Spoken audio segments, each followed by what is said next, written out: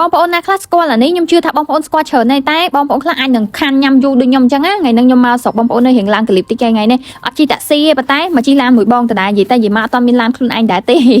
ចាហើយមើលកូនត្រេនយើងនិយាយពីថាទៅណាអោបជាប់ជាមួយនឹងទៅដោះគោគេនឹងឯងរាល់ថ្ងៃខ្ញុំគង់បានគាត់នឹងឯងនៅជាកម្លាំងចិត្តពីមុនកាលមានម៉ាក់ខ្ញុំពេលដែលខ្ញុំទៅថតអីម៉ាក់ខ្ញុំតែប្រាប់ថាកូនអើយពាក់អាវនេះអត់សូវសមទេកូនអើយធ្វើសក់នេះរៀងចំណាស់លាបក្រែមនេះរៀងដិតពេកហើយប៉ុន្តែអត់ពីម៉ាក់ទៅគឺបានអេលីនឹងឯងបងប្អូនគាត់ទូចទេណាគាត់ជាក្មេងទេប៉ុន្តែខួរក្បាលសម្ដីសម្ដៅអីដូចមនុស្សចាស់ចឹងបងប្អូនយល់ដឹងច្រើនមែនតើដូច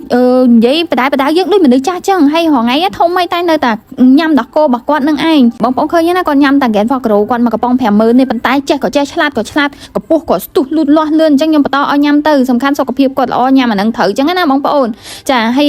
បងប្អូនឃើញនេះទៅថតខ្ញុំបងប្អូនឃើញគាត់ទួយតាំងពីនៅសេមេឌីឥឡូវគេធំហើយណាបងប្អូន